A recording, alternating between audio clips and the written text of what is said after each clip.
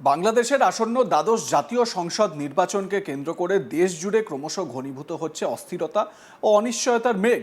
আগামী 12ই ফেব্রুয়ারি অনুষ্ঠিত হতে যাওয়া এই নির্বাচনের সঙ্গে একই দিনে জুলাই সনদ নিয়ে একটি গণভোটও অনুষ্ঠিত হওয়ার কথা। কিন্তু নির্বাচনের আনুষ্ঠানিক ঘোষণার পর থেকেই যে রাজনৈতিক উত্তেজনা তৈরি হয়েছে তা শুধু অভ্যন্তরীণ রাজনীতির মধ্যেই সীমাবদ্ধ নেই, এর প্রভাব পড়তে শুরু করেছে আন্তর্জাতিক মহলেও। বিশেষ করে আমেরিকার প্রেসিডেন্ট ডোনাল্ড ট্রাম্প প্রশাসনের সাম্প্রতিক সতর্কবার্তা সেই উদ্বেগকে নতুন মাত্রা দিয়েছে। ঢাকায় অবস্থিত আমেরিকার দূতাবাসের তরফে বাংলাদেশে অবস্থানরত আমেরিকান নাগরিকদের জন্য একটি 7 দফা সতর্কতামূলক নির্দেশিকা জারি করা হয়েছে। এতে বলা হয়েছে, নির্বাচন পূর্ব ও নির্বাচনকালীন সময়ে সহিংসতা, উগ্রপন্থী হামলা এবং বিশৃঙ্খলার আশঙ্কা উড়িয়ে দেওয়া যাচ্ছে না। এই সতর্কবার্তা শুধু বিদেশি নাগরিকদের নিরাপত্তার প্রশ্নই তুলে ধরছে না, বরং বাংলাদেশের সামগ্রিক আইন শৃঙ্খলা পরিস্থিতি এবং নির্বাচন ঘিরে তৈরি হওয়া রাজনৈতিক বাস্তবতার দিকেও আলোকপাত করছে। বাংলাদেশে নির্বাচন ঘোষণার পর থেকেই বিভিন্ন রাজনৈতিক দল ও সংগঠনের মধ্যে উত্তেজনা ক্রমশ বাড়ছে। রাজধানী ঢাকা থেকে শুরু করে জেলা ও মফস্বল এলাকাতেও বিক্ষোভ, মিছিল এবং অবরোধের ঘটনা সামনে এসেছে। শান্তিপূর্ণ কর্মসূচির পাশাপাশি একাধিক ক্ষেত্রে সহিংসতার অভিযোগও উঠেছে। সরকারি ও বিরোধী দলগুলির সমর্থকদের মধ্যে সংঘর্ষ, অগ্নিসংযোগ, ভাঙচুর সব মিলিয়ে নির্বাচনের দিন যত এগিয়ে আসছে পরিস্থিতি ততই জটিল হয়ে উঠছে। এই অস্থিরতার আবহেই আন্তর্জাতিক মহলের নজর পড়েছে বাংলাদেশের দিকে। বিশেষ করে সংখ্যালঘুদের নিরাপত্তা নিয়ে যে অভিযোগগুলি উঠে আসছে তা বিদেশি কূটনৈতিক মহলকে উদ্বিগ্ন করেছে বলে মনে করছেন বিশ্লেষকরা। বর্তমান রাজনৈতিক উত্তেজনার অন্যতম স্পর্শকাতর দিক হল সংখ্যালঘুদের নিরাপত্তা। সাম্প্রতিক সময়ে বাংলাদেশের বিভিন্ন প্রান্ত থেকে সংখ্যালঘু সম্প্রদায়ের উপর হামলা, ভাঙচুর এবং এমনকি হত্যার অভিযোগও সামনে এসেছে। কয়েকটি ঘটনায় সংখ্যালঘু মানুষকে জানে শেষ করার অভিযোগ দেশ জুড়ে চাঞ্চল্য সৃষ্টি হয়েছে। বাংলাদেশে লাগাতার সংখ্যালঘু হিন্দু সম্প্রদায়ের মানুষদের পরপর খতম করা হচ্ছে। বাংলাদেশে হিন্দু, বৌদ্ধ, খ্রিশ্চান ঐক্য পরিষদের পক্ষ থেকে প্রকাশ্যে আশঙ্কা প্রকাশ করা হয়েছে যে বর্তমান পরিস্থিতিতে সংখ্যালঘুরা আদৌ নির্বিঘ্নে ভোটাধিকার প্রয়োগ করতে পারবেন কিনা তা নিয়ে গুরুতর প্রশ্ন রয়েছে। সংগঠনটির দাবি, অন্তর্বর্তী সরকারের 1.5 বছরের শাসনকালে সংখ্যালঘুদের উপর আক্রমণের একাধিক অভিযোগ উঠেছে, যা তাদের নিরাপত্তা নিয়ে গভীর উদ্বেগ তৈরি করেছে। অন্যদিকে অন্তর্বর্তী সরকারের প্রধান উপদেষ্টা মোহাম্মদ ইউনূসের নেতৃত্বাধীন প্রশাসন এই অভিযোগগুলি শুরু থেকেই খারিজ করে এসেছে। সরকারের দাবি, যে ঘটনাগুলি ঘটেছে তার বেশিরভাগই রাজনৈতিক উদ্দেশ্য প্রণোদিত এবং সেগুলিকে সাম্প্রদায়িক রং দেওয়া ঠিক নয়। তবে সমালোচকদের মতে অভিযোগ অস্বীকার করলেই বাস্তব পরিস্থিতির উন্নতি হয় না, বরং আস্থার সংকট আরও গভীর হয়।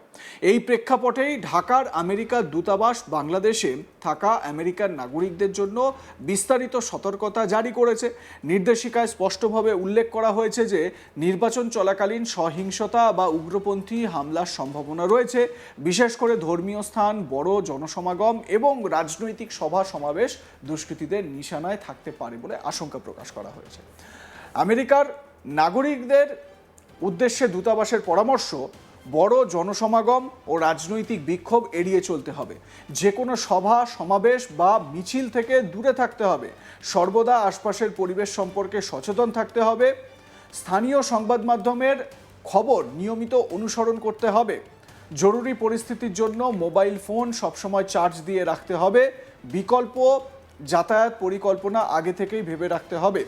এই নির্দেশিকায় স্পষ্ট যে পরিস্থিতিকে স্বাভাবিক হিসেবে দেখছে না ডোনাল্ড ট্রাম্পের অ্যাডমিনিস্ট্রেশন। যান চলাচলে নিষেধাজ্ঞা ও দূতাবাসের সীমিত পরিষেবা, নির্বাচনকে সামনে রেখে বাংলাদেশ সরকারও কিছু কড়া প্রশাসনিক সিদ্ধান্ত নিয়েছে। আগামী 10ই ফেব্রুয়ারি থেকে সারা দেশে মোটর বাইক চলাচলের উপর নিষেধাজ্ঞা জারি করা হয়েছে। পাশাপাশি 11 ও 12ই ফেব্রুয়ারি সব ধরনের যানবাহনের উপরেও নিষেধাজ্ঞা কার্যকর থাকবে। এই পরিস্থিতিতে ঢাকায় আমেরিকার দূতাবাস জানিয়েছে নিরাপত্তাজনিত কারণে ওই সময় তারা সীমিত পরিষেবা প্রদান করবে। অর্থাৎ প্রয়োজনে আমেরিকার নাগরিকদের কনসুলার সহায়তা পেতেও কিছুটা অসুবিধা হতে পারে। এই ঘোষণাও পরিস্থিতির গুরুত্বকে আরও স্পষ্ট করে তুলেছে। বাংলাদেশে নির্বাচন ঘিরে হিংসা নতুন কোনো বিষয় নয়। পরিসংখ্যান বলছে গত 5টি জাতীয় সংসদ নির্বাচনে কমপক্ষে 165 জনের মৃত্যু হয়েছে, আহত হয়েছেন 3657 জনেরও বেশি মানুষ। এই সংখ্যা শুধু নির্বাচনের দিন নয়, তার আগে ও পরে ঘটে যাওয়া রাজনৈতিক সংঘর্ষের জের। বর্তমান পরিস্থিতিতে সেই আশঙ্কা যে আরও কয়েক গুণ বেড়েছে তা মানছেন রাজনৈতিক বিশ্লেষকরাও। ভোট ঘোষণার মাত্রই 24 ঘন্টার মধ্যেই গুলিবিদ্ধ হন সম্ভাব্য প্রার্থী ও ইনকিলাব মঞ্চের মুখপাত্র শরীফ ওসমান হাদি। এই ঘটনাটি নির্বাচন ঘিরে সহিংসতার আশঙ্কাকে বাস্তব রূপ দিয়েছে। এরপর একের পর এক অশান্তির খবর সামনে আসতে থাকে, যা পরিস্থিতিকে আরও জটিল করে তোলে। অন্তর্বর্তী সরকারের প্রধান উপদেষ্টা মোহাম্মদ ইউনূস বারবার আশ্বাস দিয়েছেন যে তার নেতৃত্বে অনুষ্ঠিত এই নির্বাচন হবে অবাধ, সুষ্ঠু, শান্তিপূর্ণ এবং সর্বজনগ্রাহ্য। তার কথায় এই নির্বাচন ভবিষ্যতের জন্য একটি দৃষ্টান্ত হয়ে থাকবে এবং আগামী দিনের নির্বাচনের মানদণ্ড নির্ধারণ করবে। ইউনূস সরকার আন্তর্জাতিক মহলকেও আশ্বস্ত করার চেষ্টা করছে যে প্রশাসন কোনো পক্ষপাতিত্ব করবে না এবং সকল রাজনৈতিক দল সমান সুযোগ পাবে।